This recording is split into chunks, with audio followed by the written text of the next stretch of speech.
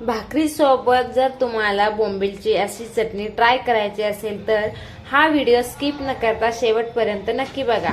Video आवडल्यास like करा, share करा आणि सबस्क्राईब करा।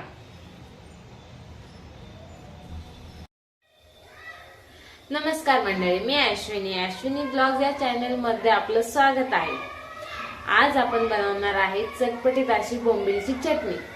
तर आपण बोंबीलची चटणी बनवण्यासाठी काय काय साहित्य घेतलेले आहे ते पाहू। बोंबीलची चटणी बनवण्यासाठी मी इथे 20 बोंबील बारीक चिरून घेतलेले आहे, 2 मोठे कांदे बारीक चिरून घेतलेले आहे, एक बारीक चिरलेला टोमॅटो घेतलेला आहे, 7 ते 8 लसूण पाकळ्या ठेचून घेतलेल्या आहेत, अर्ध लिंबू घेतलेला आहे, थोडी कोथिंबीर घेतलेली आहे।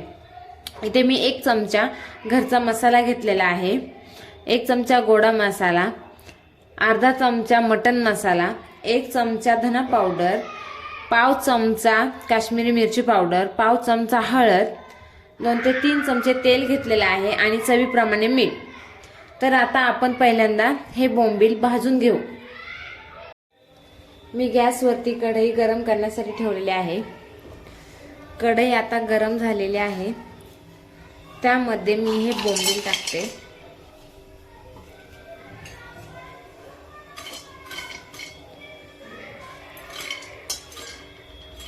आणि चांगले भाजून घेते। अशा प्रकारे मी बोंबील भाजून घेते।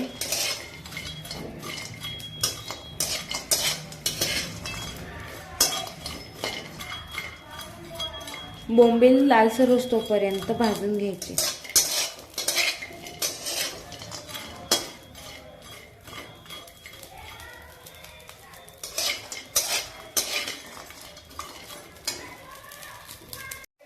बोंबील हे लालसर होईपर्यंत भाजलेले आहेत। आता आपण हे काढून घेऊ।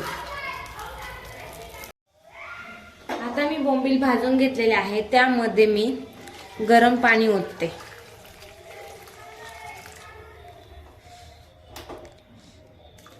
हे मऊ होईपर्यंत आपण भिजून देऊ।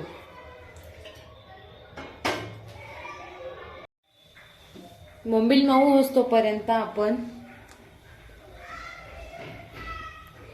कांदा परतून घेऊ।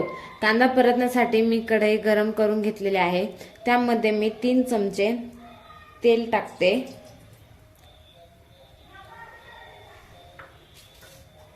आणि त्यामध्ये 2 मोठे चिरलेले कांदे टाकते।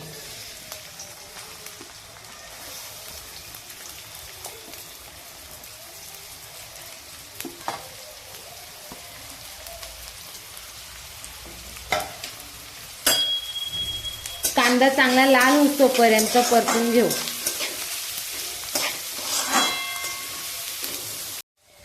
आता आपण भिजत ठेवलेले बोंबील हे भिजलेले आहेत, ते आपण अशा प्रकारे सोलून घेऊ।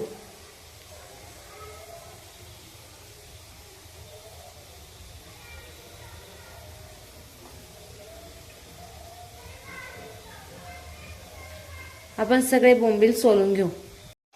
कांदा हा परतून झालेला आहे। आता त्यामध्ये मी बारीक चिरलेला टोमॅटो टाकते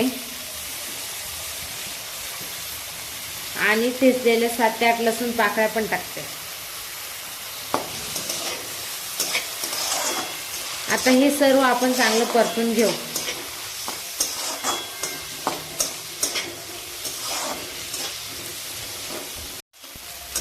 कांदा आणि टोमॅटो परतत आलेला आहे। आता त्यामध्ये मी घरचा मसाला 1 चमचा, गोडा मसाला 1 चमचा, धना पावडर 1 चमचा, मटन मसाला अर्धा चमचा, पाव चमचा हळद, पाव चमचा काश्मीरी मिरची पावडर आणि चवीप्रमाणे मीठ। आता हे सर्व आपण चांगलं परतून घेऊ।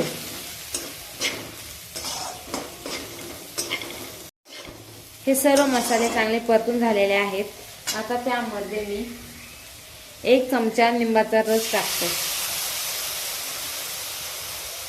आणि थोडीशी कोथिंबीर।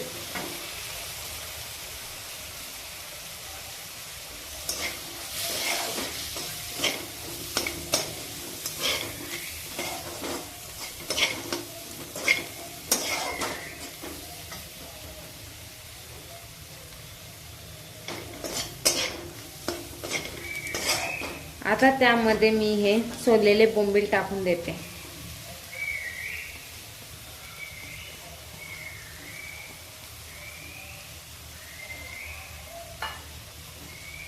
हे आपण चांगलं मिक्स करून घेऊ.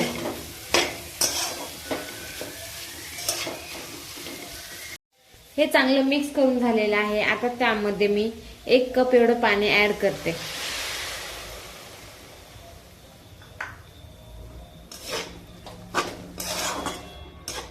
आणि चांगलं हलवून घेते.